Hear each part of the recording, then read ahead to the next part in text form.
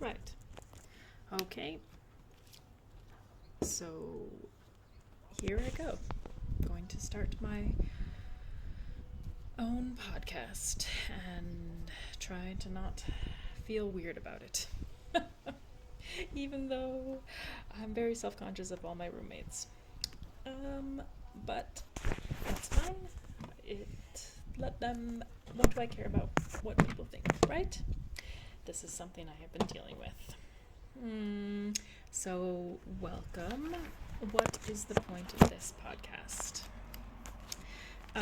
Well, the point of this podcast, I think, is to try to talk about yoga, and specifically Ashtanga yoga, and why it's important to me, and try to have some fun with it. I really enjoy podcasts where people talk. Where people talk and where it feels like they're my friends and we're just hanging out and talking about something specific. So here I am to talk about Ashtanga and what the primary and secondary series have done for me. So my plan is to record a video, which you can see, of me doing the primary and second series, and talk about it, and to talk about what I'm doing with my life and how yoga is affecting it or helping it.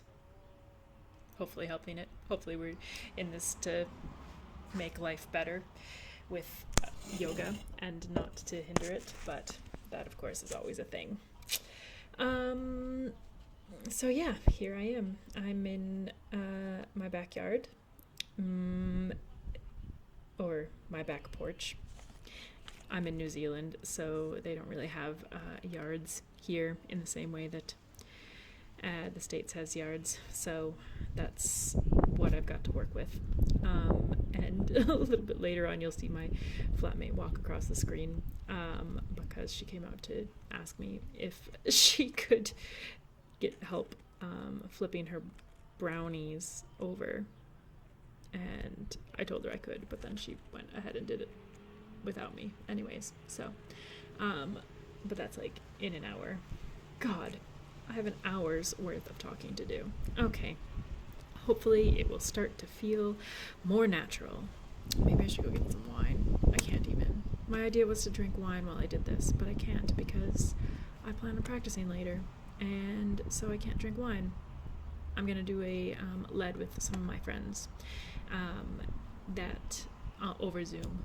We're in lockdown right now, so can't go outside, can't be meeting the peoples, so we're doing an online Zoom group yoga-ing. My friend Amanda's gonna lead it, and that means I can't drink wine with you guys right now, which is boring, but this is the sacrifice that sometimes the yoga makes us do. I remember one time I was in London. So I've done a lot of traveling, as you'll probably learn quickly, and I was getting ready. I was waiting to go do go practice in a class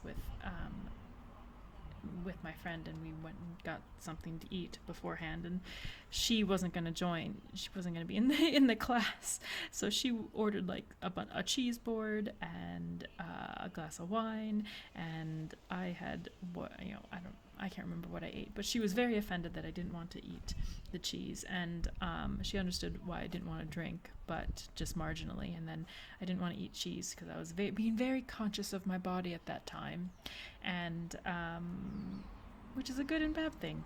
That's definitely one of the things that Ashtanga has helped, does help me learn, is being conscious of my body, and conscious of what I eat. Oh my God, why can I hear my flatmate hawking up a loogie? I can't describe it any other way. Anyways, and yeah, it's so disgusting every day. I can hear him hawking up a loogie in the bathroom. He smokes cigarettes, so I guess that's what he's doing? I don't fucking know. Why are men so vile? Oh, God. Anyways, okay. Consciousness of my body. That is boring.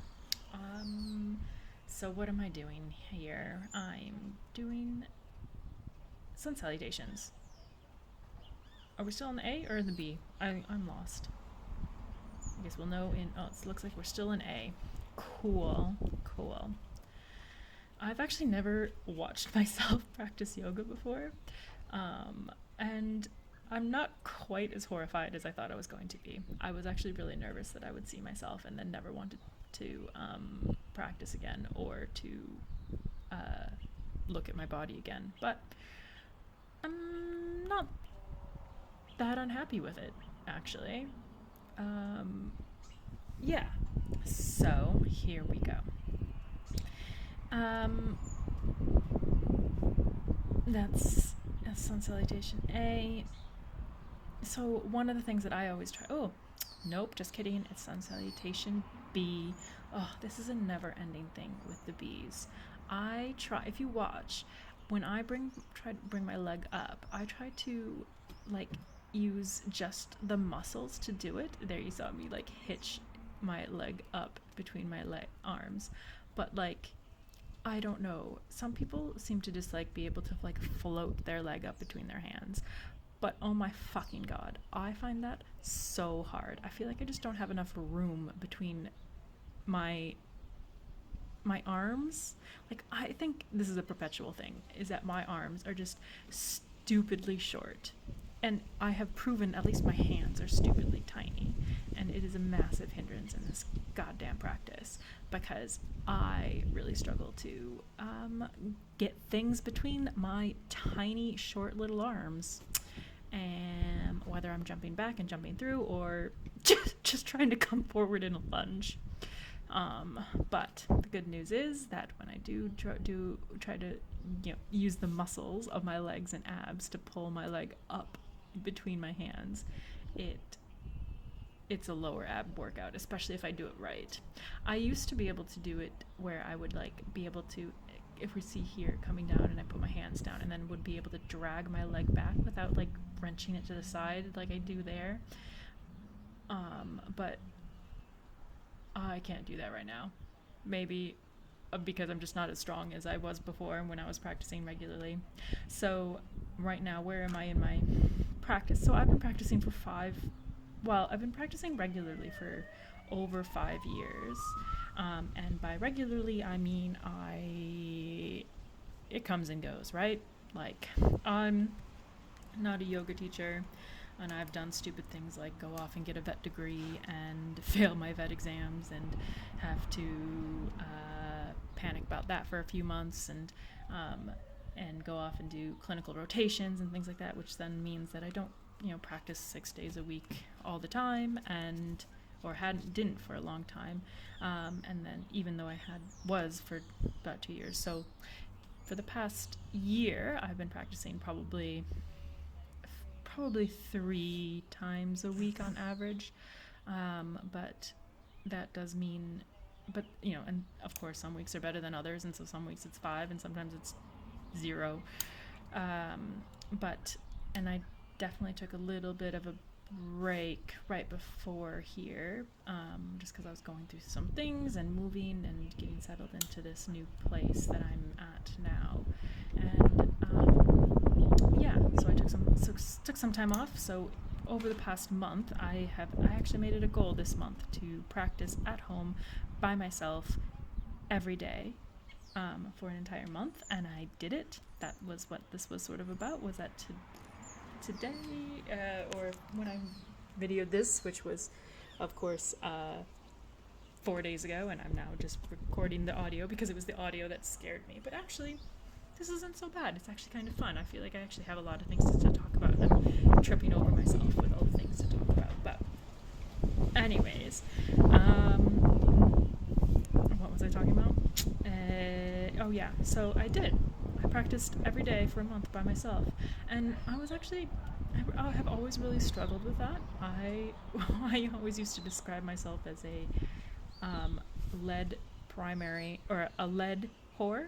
Like, I love lead classes. If somebody's giving a lead class and is going from the beginning of the series to the end of the series, and not just like half of the series or beginner modified whatever fuck, but doing the whole series, anywhere within a vicinity of me, I will be there. I've driven my first teacher. I drove for an hour to go out and see her when she was teaching her classes. That's great. Have a sneeze attack in the middle of your podcast, Chantal. That's great. We're doing good. Oh, moved on to the what is it? It's not Triangle Mukha Paschimottanasana. It is triangle pose. It's, oh god. I need to get out my book. How have I forgotten this? This is the other thing that I need to do, is learn how to get all these poses to come to mind the minute, like just randomly as like, I think I need to set up note cards and like flashcards and go through it. It's triangle pose. Oh god, it's gonna drive me nuts. What is this fucking called? It'll come to me. Nope, it's not coming to me. Anyways, yeah, so I've always done, basically for the entire 5 to 8 years, however long I've been doing this shit, have always preferred leads. And yeah, I've done some Mysore classes. Of course, you can't be in Ashtanga without doing Mysore, but I have a real love-hate relationship with Mysore, which we will talk about, I'm sure, at some point. But let's, because I love to rant about it. But as of right now, let's just talk about how much I love leads. I love lead classes, and to the point of where I actually found it really difficult to practice by myself, and which I'm sure and I know that a lot of people can relate to, because just talking to my friends, I know that a lot of people can't do it, or just don't do it, and I definitely was one of those people up until a month ago, and I'm so happy that I've managed to like do the thing for the past month, and seem to have, like, as of right now, I'm overcoming it. I'm not sure that that's always going to be the case, but it is right now, and I'm really happy about that. But I find it really hard to practice at home by yourself, and I don't know, I think everybody finds different things, but I tend to get a little bit like and it's always right at the same point, right about halfway through the seated, right around probably during the Marichasanas, to be fair, as you'll come to see. The fucking Marichasanas, they're the worst. I just, like, all of a sudden usually would have like a mental breakdown and be like, what the fuck am I doing? Who does this? Why am I contorting myself into all these weird ass fucking postures for an hour and a half? Who does that? Oh my god, I really need to like push into the back of my leg. I need to I've never really realized how much I let my like inner thigh sag. I do. That's a lie. I've always realized it, and I definitely struggle with this posture lately, ever since breaking my ankles, which is another thing we'll talk about. Oh, so many things to talk about. And when I teach, that leg's better. What leg is that? That's my left leg. Yeah, my right ankle is just so fucked that I feel like it's always just gonna snap in half. So I've really struggled to push into that back ankle with my right leg, whereas here on my left leg, I can do it a little bit better, so I'm not sagging so much in my upper thigh. Anyways, so what? I need to take notes so I don't get confused about what I'm talking about. I love leads. Oh, and so yeah, I was really struggling to like start practicing on my own, and in the past month I've done it.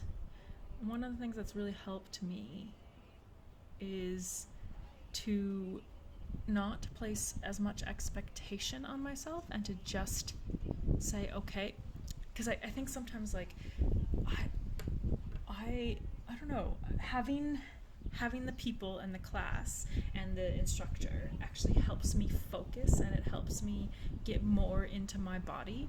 And then when I'm practicing by myself, I find that I tend to be more distracted, even though there's less distractions.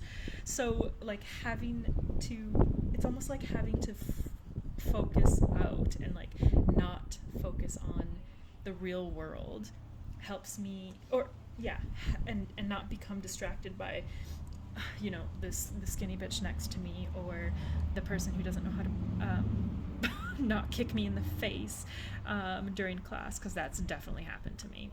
Getting kicked in the face. I'm gonna start writing these notes down of all the things I need to tell you guys about.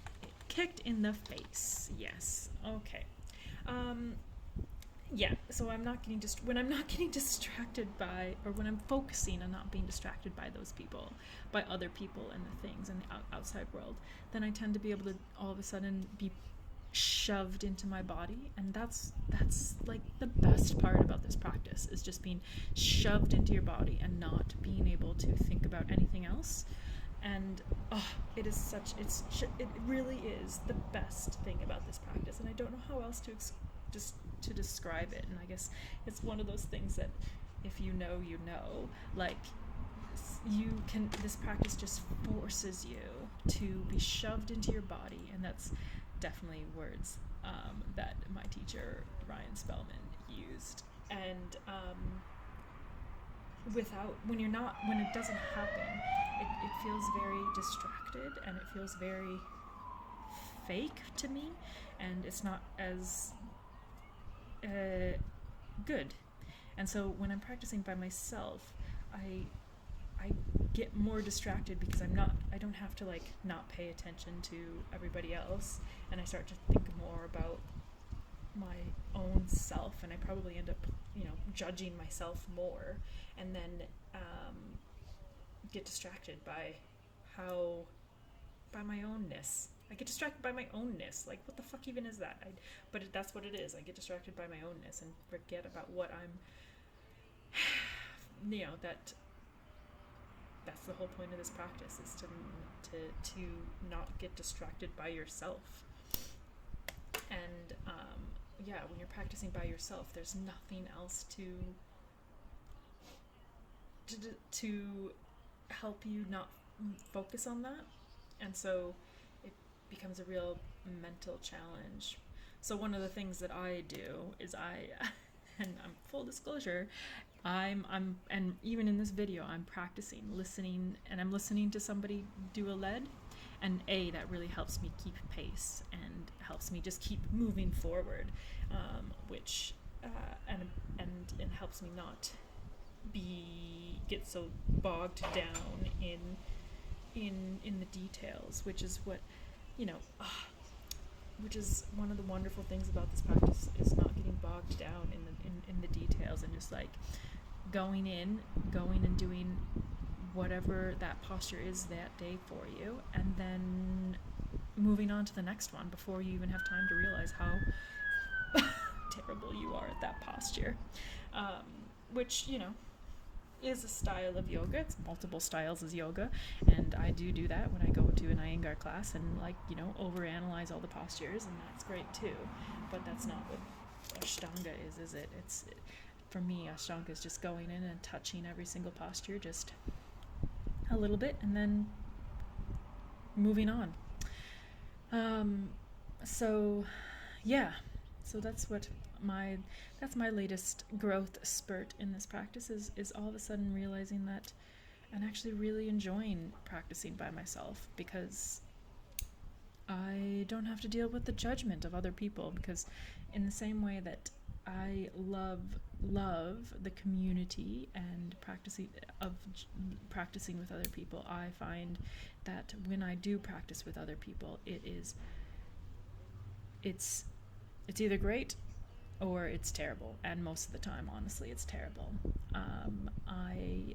And that's purely because there is so much fucking judgment in the Ashtanga community.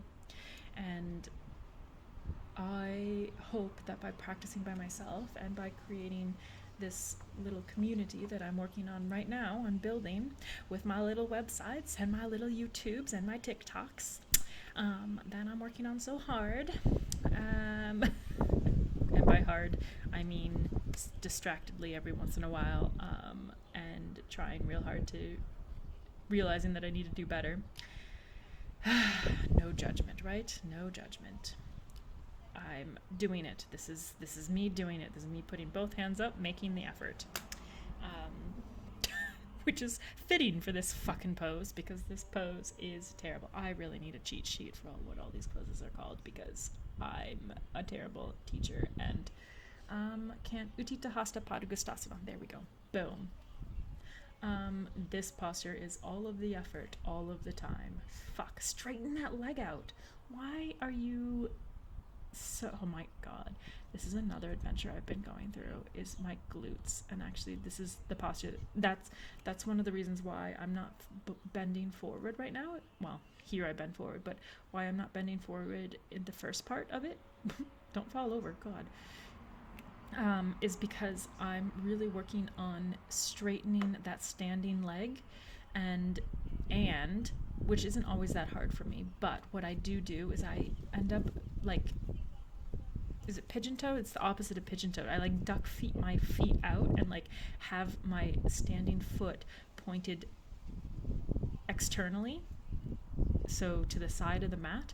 And I think that is because my glutes aren't engaging enough, and I'm not engaged to keep my legs straight, and so that like my medial glute, which is supposed to be adducting my foot, isn't engaged. So I've been really working on that this past month, and that's one of the things, while practicing by myself, I've actually really been focusing on, to the point of like, it actually looks like I'm terrible at this posture.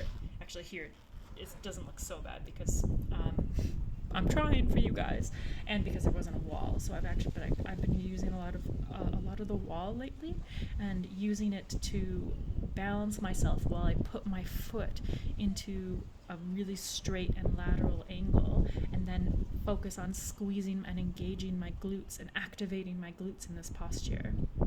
Oh god, my left leg is so, you can see me roll my eyes as because my left leg just refuses to rise up as well. My left leg is so fucked. My glutes on that side are terrible, and then my quadriceps just don't lift up. And that's one of those things. I can actually lift my leg up quite high on its own, if I'm A, feeling strong that day, and B, have been practicing sort of regularly. But like I said, I've only been doing this regularly for about a month now, and so I'm really getting back into it. But yeah, that Utthita Hasta Padangusthasana has really been teaching me to engage my glutes. And so probably the first 2 weeks that I started doing that, where I started really focusing on pulling my standing leg lateral, and not lateral would be to the side, but like internally rotating my leg, it felt like I was scissoring my legs, because they were so bent inward, so bent medially, and yeah, it really felt very, very different. And I was like, what the hell is happening? Why is this so extreme? But after I did it for a little while, and in the past, probably another 2 weeks, so after about a month of doing that, it doesn't feel so extreme anymore, and it doesn't feel so like I'm scissoring my legs, and I actually feel like I can keep my standing leg a little bit straighter as I feel my glutes actually engaging. And the way I did that was just, like I said, by using the wall to balance myself a little bit, while I was putting myself into this unnatural feeling position. What am I doing? Oh, Utkatasana. This is a never-ending struggle, isn't it? Like, it's so hard. You're supposed to look up and keep your upper body vertical while also bending your knees. And oh my God, that only works if you have ankle flexion, right? Ugh, something's got to give, and I have no ankle flexion. The never ending, because of my broken ankles, which is, yeah, something. We'll learn all about that at some point. Let me just write a note to myself that's what I need to talk about my broken ankles. My broken ankles and how yoga's helped that out. Yeah. So, this is another posture that I've really been experimenting with, and not without having a teacher there to judge me. Because, obviously, and it is 100% true, like, if I was in my classes, unless I knew that you can see me do it there, where I just use my hands to help me bend a little bit deeper. And in my classes, here I do it again, and I do that because my legs, I have to convince my legs I have to convince myself to trust my legs. And what leg is that? That's my left leg that's in the back, isn't it? Yeah, it's my left leg, so that's my stronger ankle. Anyway, so it doesn't really make sense that I'm not able to. Well, yeah, I guess my left back leg is pretty strong, but I don't know why I was rolling it over before. God, it doesn't look like I'm doing anything there, but I swear to God, I am dying. Because my ankles, or my legs just I cannot convince my legs that they can bend and that they trust themselves. It just feels like I'm going to collapse in on myself. Also, I realize that this is probably not the best because I should have been facing you and I don't know if you noticed that I switched directions of the mat, because the first time I did it, I was going to, it was going to work out, and then I switched the direction of the mat so that I was facing you, and then all of a sudden I wasn't facing you anymore. So I need to figure that shit out. Anyways, so in my lunges, I have to, in order to get a deeper lunge and to work on the muscles of my leg, I sometimes have to take my hands, because hands are so tactile, aren't they? And they, wherever your hands are is where the human attention goes. Humans are just so attentive to their hands that where your hands go is where the attention goes. So I touch my legs, and then all of a sudden my legs are like, oh, okay, we can go deeper. And so I touch them and bring them down, and then can bend my legs a little bit deeper into a deeper lunge. And then and sometimes I just leave my legs there and just leave my hands there and just really focus on getting that deep bend in my forward facing leg, and really getting the strength of those legs, especially in Virabhadrasana B, where I also struggle to really get that opening of in my groin. And so I've really been focusing on tucking my tailbone under and stretching that groin area in Virabhadrasana A, not in Virabhadrasana B. In Virabhadrasana B and not in A, because A is different, right? Is different. You're much more facing forward and not opening out to the side. But in B, I really have been working on getting that opening. And actually, it makes sense now. Oh, we've gone right down around into a circle, aren't we? Where I was complaining about how I don't open up in the top of my thighs before. What posture was that I was where I was worried about that? Anyways, well, I'll have to listen back to it. And but I do that here in Virabhadrasana B, where I really struggle to open up that top thigh, and then that prohibits me from bending deeper in my front forward leg. So by bringing my hands down, I almost sort of give myself an adjustment by convincing myself that I'm not going to fall over and die if I bend my leg and really get that stretch. So yeah, that's what I've been really working on a a lot with lately. It's really getting that opening in that groin area. My camera fell over, so you get a nice tit shot there. Love it. Love it. Alright, anyways, yeah, so that Virabhadrasana A and B, I've really been working on convincing my legs that they can indeed bend and that they're not going to collapse on me as I go deeper into the posture, which I also need to work on in Utkatasana. Gosh, just the instability of my legs is just wild. God, I definitely just burped there. Wow, you can see the burping. I've developed a bit of a problem. So a couple years ago, I developed what is called small intestinal bacterial overgrowth, and it's where there's extra bacteria in your small intestine where you're not supposed to have very much, if any, bacteria actually, and I ended up having to go to a specialist to get it fixed, because I was in London, I was in the UK, and living there in vet school, and I started burping.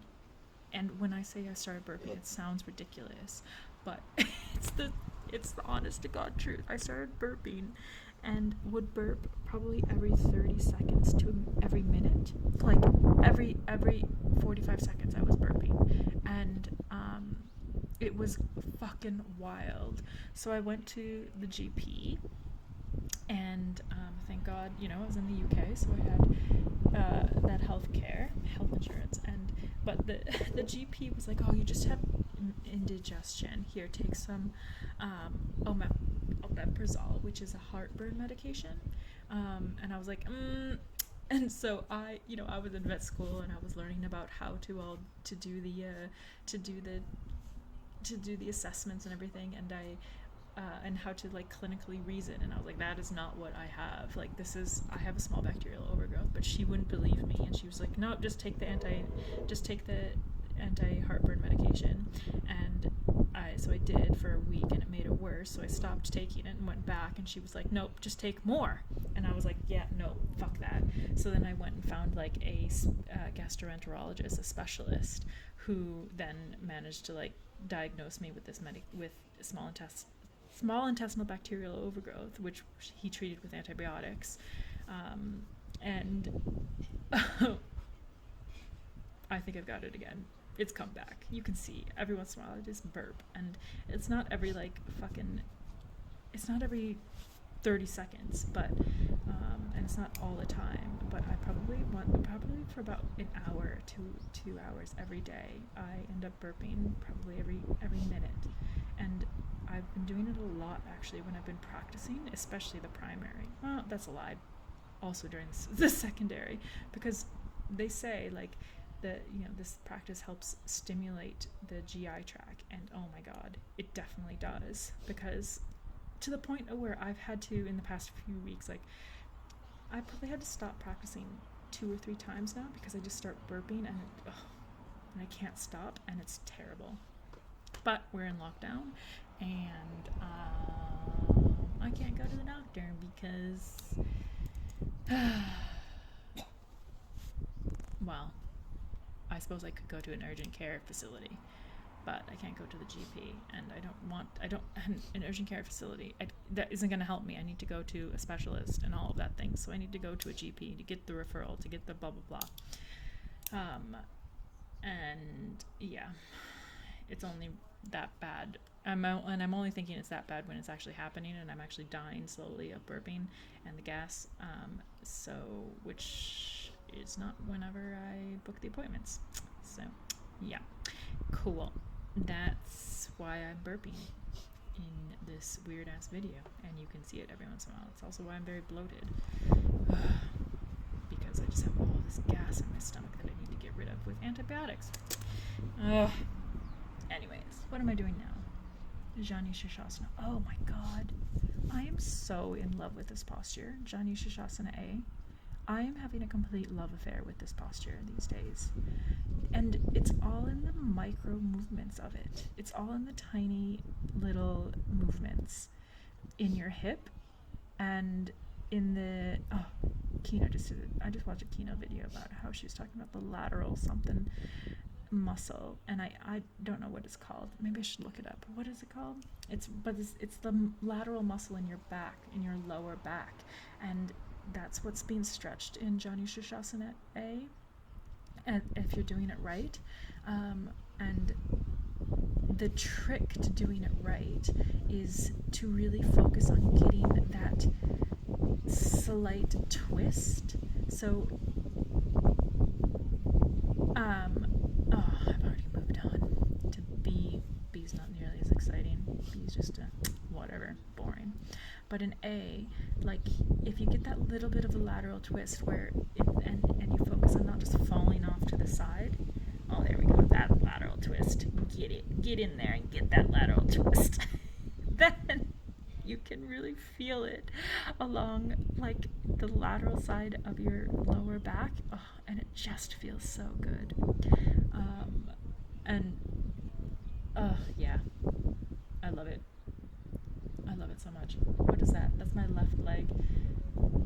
So this next one is my right leg, and I have a little bit of a tweak in my right knee. So for a long time I wasn't forward folding in Janu Shirshasana B because of the pressure it was putting on my right knee. But actually, I think I credit Janu Shirshasana B as one of the healing aspects of that tweak. That as long as you are being very, very self-conscious of putting weight onto your knee, if it does have a little bit of a tweak, that sort of extreme flexion that B requires can actually be healing as long as you do it right and you're not straining it, which is definitely a bit of a, you definitely have to be careful about doing, because that's also how you hurt it, by overstraining it. But so what I did for a long time was just sit on my ankle, but then hold myself. I would hold myself up, so I would take some of the weight up off of my knee, while still getting that flexion, and I did that for probably a year almost. And it really helps a lot. Hello. Oh man. Okay, so I hope this is gonna be good. I don't know what I've said so far, but hopefully it's been entertaining and educational, and yeah, we've still got 20 minutes. Cool. 20 more minutes of learning how to do the things, of talking about how to do the things.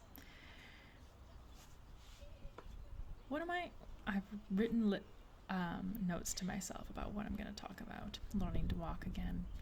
Oh, this is the third time I've had to learn how to walk. We're going to talk about that later. I don't want to talk about that today. Oh, yeah, fix the top. I actually really like this top, but Christ, it squeezes the fuck out of me. Well, actually, once it's on, it's fine. It's actually really good and really supportive, and I really like it. But getting it on and off is a struggle. Oh, sometimes I have honestly been like into this situation where I'm like, is this thing ever gonna come off, or come on? It does. It always does. Don't you worry. But sometimes it's a little bit of a trick. There sure are a lot of downward dogs in this posture. Oh God, the Marichasanas. Well, I guess we better address it, right? This is the first one. This is our first podcast, and I'm sure we're going to talk about it in every single fucking podcast, but might as well. So we might as well just start off now. I cannot bind in any of the Marichasanas. Look at that. I can't. And let me tell you, I am trying. I have practiced with dozens of teachers, internationally renowned teachers. I've done the India thing. I've done the practicing 6 days a week, stopping at Marichasana A and having like 100-pound little teacher pulling on me to wrench me into these goddamn binds.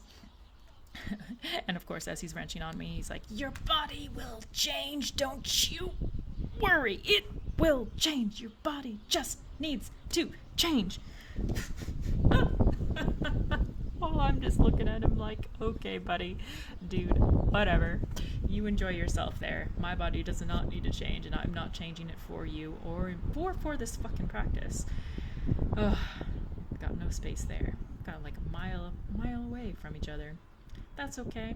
That's okay. I'm still getting the benefits of this pose, even though I am not fucking binding. I am still stretching that inner side of my thigh. I'm still stretching my clavicle and pulling and getting that internal rotation of those shoulder blades. I am still stretching, getting that external rotation of my hip joint, even though I'm not fucking binding. And as you see, so as you can imagine, almost every single teacher I have ever had has stopped me in about here in this series and kept me here until I can bind.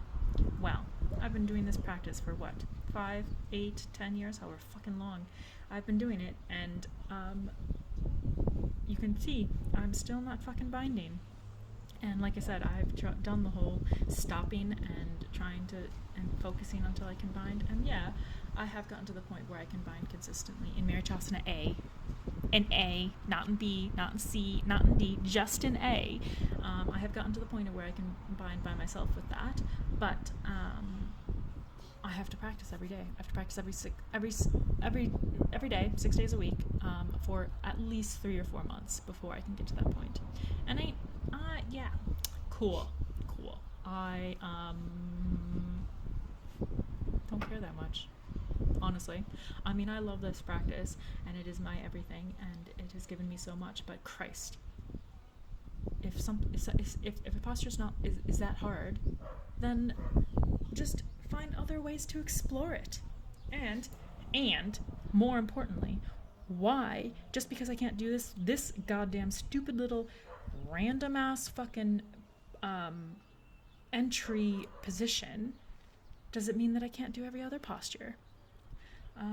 This is why I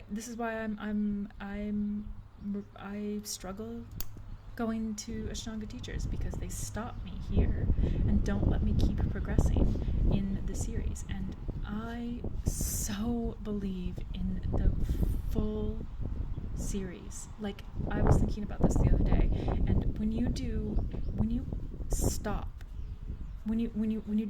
stop at a certain point in the series, you practice differently.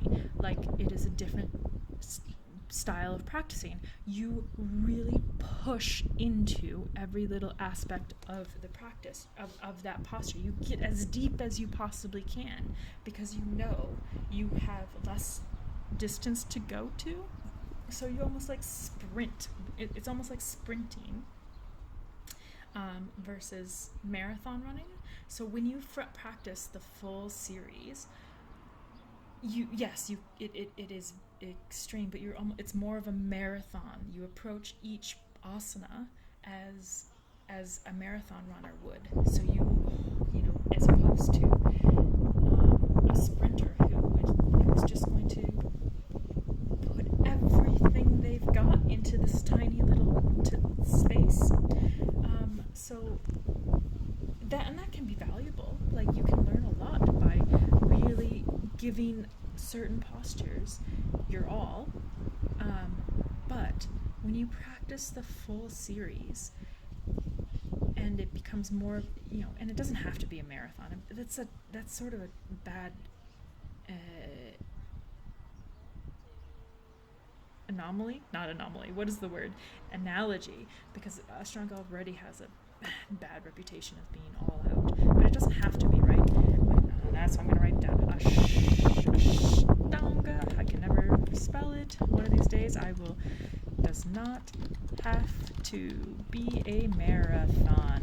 Okay, but so when you do the full series, it's almost like reading and finishing a good book versus maybe versus like watching a series, like the series, just a TV series, like watching a TV series, you sort of just want more, or even if you don't, it's just not quite as satisfying.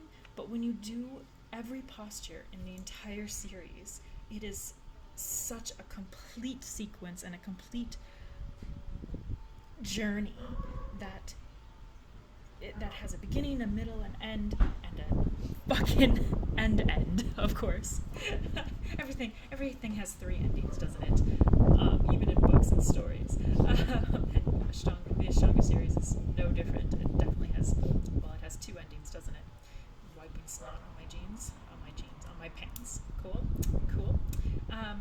So, yeah, like it just, and there's so much benefit, especially if you're doing this series for more than just physical achievements. If you're doing it for the psychological benefits, and doing it more as a moving meditation, as opposed to just wrenching yourself into Instagram photos.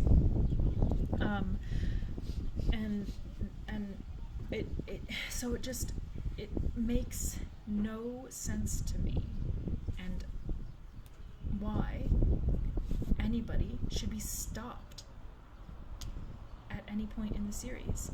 Like, yes, sure, beginners, if they are, but if maybe they don't want to do the full series, but I've done the full series. I've taken beginners, people who have never done yoga, through the entire series, and they've enjoyed it. I've only ever had one student who was like, okay, I'm done now, and that was because she was in a Mysore class, and yeah, Mysore for a beginner is fucking terrible. It is absolutely the worst, because in Mysore, they spend their whole time being like, what do I do now? What do I do now? What do I do now? But in a lead, I've taken students all the ways from the beginning to the end, and successfully, and they've enjoyed it, and not overstrained themselves, because I start off by telling them, hold it back. This doesn't have to be a massive, huge physical exertion. Focus on finding the ease of the posture. So why is it that so many teachers stop you, and even from a physical therapy standpoint, in what world, in today's modern world where we know so much about the body and physical activity, in what world does it say, where's the evidence that says it is better to do 10 postures over and over again for every day? There's no evidence anywhere that says that is a good thing for your body. Even I've had this discussion with lots of different people, but I had it once with this. She was a teacher, and her husband was there, and her husband is a school teacher, not a yoga teacher, and he doesn't do yoga. And he was saying, actually it makes sense. It doesn't make sense even from a learning perspective to just focus on 10 things until you've learned them and then move on, because even from a learning perspective, if you're teaching children, that's not how they learn. Even children don't learn that way. Children learn by in a up and down, swirling, spiraling, going back and forth sort of movement. And it's the same with this series. And especially if you practice it regularly, some days you've got Janu Sirsasana A, some days you've got Janu Sirsasana B, and I don't know why some days you've got it and some days you don't, but to say that you can't move on and can't do other postures because you can't get this arbitrary bind, it just makes no sense. Here I am falling over. I do that a lot in that posture. But I do love it. I love that posture so much. Bakasana. It's such a good posture. But I'm not talking about that. I'm talking about my rant with Marichasana A and B and C and D. Christ. First of all, why, if I can't bind in those, why can't I do the rest of the series? There's no reasoning. And if it's an ego thing, like, I've heard the argument that, it's about learning to, give up your ego and realizing that you're bad at something. Okay, sure. You know what? I realize I'm bad at that posture every single fucking time I do it. And I do it every goddamn day. And it's all and why and then there's like, oh, but you know, if people do the full series and they only focus on the postures that they're good at, why the fuck not? Why? What's wrong with focusing on the postures that you're good at? As long as you're also focusing on the postures that you're bad at. It's not like I'm not trying in these postures that I'm terrible at. I try in all of them, and sometimes, some days, if I'm feeling into it, I try more with the good postures than I do with the other ones. What?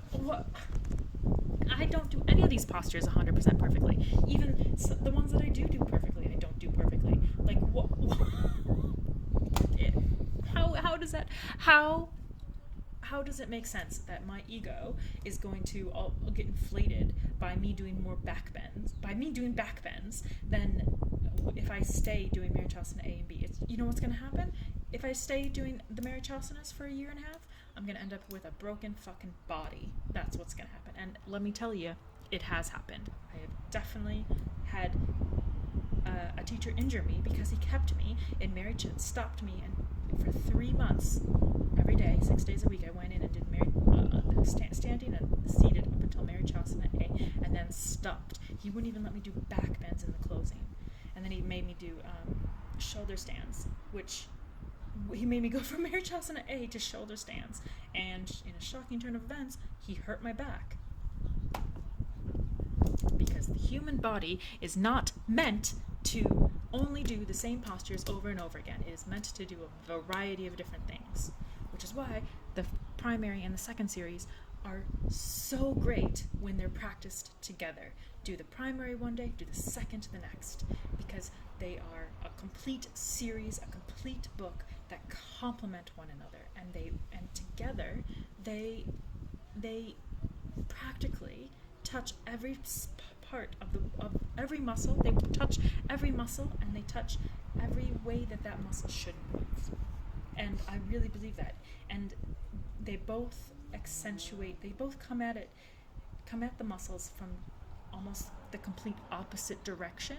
So the primary comes at it from all the forward folding and all the, internal compressions, whereas the second series is all about the back bends and the opening and the nervous system, and both of them come at the muscle groups from different angles. But if you do both of them, like they touch every single aspect of mobility, strength, flexibility, and they're so magical that way. And by stopping people, not only is it bad from a psychological, from a physiological point of view, it also is bad from a psychological point of view, because it's preventing people from growing and learning in the way that the human body naturally does. Like, it just, So this is why I practice by myself. I'm in New Zealand right now, and I did think about whether or not I should say it, because I'm gonna come out and trash some people, but like, for fuck's sake, I was in a city in New Zealand that had 2 Ashtanga yoga studios, and I stopped going to both of them because they both wanted me to stop and not let me progress after the Marichasanas. And my friends that I practice with, they're in a different city than I'm in now, which is why we do it online. You can see my friend who just walked across the screen. That's cool. My friends, they let me, they let me. I've been practicing the whole series with them, and that's great. But like, there's another teacher here that everybody really worships, which is a whole fucking other thing, in Ashtanga. And I don't know. I'm not going to say that I'm never going to go to him, but I don't really see the benefit, because I know I'm going to walk in and be told that I can't do this exact thing that I am doing on the screen right fucking now. Because I can't do a posture that happened to come 10 sequences before it. What? Where is the reasoning? Like, here I am doing the last few postures of this series, and you cannot believe how many teachers have told me I can't do it and that I shouldn't do it. But here I go. I'm gonna fucking do it, and I'm gonna do it better than than most of your students who are just sitting there waiting for me. Oh, here, this is something I should explain. I really believe in these like ab strengthening of lifting your bum up off the ground. So I just always sneak in a little bit. I always sneak in all these little strengthening movements into my series because I cheat and try to get more out of it. Anyways, boom! Like I have practiced hundreds of places, and I'm often one of the only people who can do Urdhva. What is it? Urdhva Konasana? Is that what it is? Urdhva Konasana? I'm honestly usually one of the only people in that lead class or in the class who can do that posture, and yet yet I have been told by the same goddamn fucking teacher over and over again that I can't do it. It just makes no sense. It just I'm very bitter about the whole thing. So yeah, I'm just looking at I'm really interested by what the tops of my thighs are doing, and the tops of my thighs are very floating. I always thought that they were closer to the ground than they are in this posture. Maybe that's just because I got a big booty, or is it because my glutes and hip flexors are not doing what they're supposed to be doing? That might be true too. Oh God, I don't know. Anyways, so this is the only problem with this format, is that I have to time it just exactly to the ending, don't I? I feel like a lot of other podcasts either go above or beyond or stop talking when they run out of things to talk about, but I've already started my rant, my Mary Chasana's rants, and now I have just a few more minutes to talk about it, but this is I guess this is the part of the podcast and part of the video that I want everybody to see. I want everybody to see me fucking doing, even with all of my faults, even though I can't do the binds, even though I'm, don't have a Mary Chasana body, even though I can't do a backward somersault. Here I am, still getting 1% of all of the postures. I'm still, and going all the ways up to the very end of the series. And for all of the fucking anorexic male teachers who have told me that I can't do it, here I am. I'm fucking doing it, and fuck off. And here I should be doing it. Like, it is so good for me to do these postures, and for you to tell me that I shouldn't be doing it is just ludicrous. Please, fucking nailed it. Boom. Can I just point out how many fucking students, how many yogis have you seen being able to do Urdhva Padukastasana and nail it like I just did? Fuck off, Ashtanga.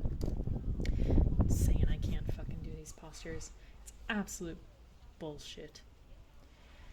So, yeah, that's my little sore thumb for today, and that's why I've created this series, because I want people to see me do it and to see all my little modifications. Like here, yeah, I have to modify it because my hamstrings aren't all that flexible, and I don't want to rip my hamstrings apart as I wrench myself up in Utthita Padukastasana. Is that right? Nope. I don't know what this. What can I need to get my cheat sheet out so I know what these postures are called, because I'm a terrible teacher and I don't know the names. Setu Bandha. I know this one. Setu Bandha. I love this posture, and I think there's another burp. Oh, I really need to go see a doctor. This is such a good posture. This is the anti-cell phone carrying posture. Everybody should do this posture. Everybody. It is so good for you. And obviously, you don't have to do this whole thing, the whole expression of it like I'm doing here, but any sort of bit of it. Anyways, I hope you enjoyed that, and bye.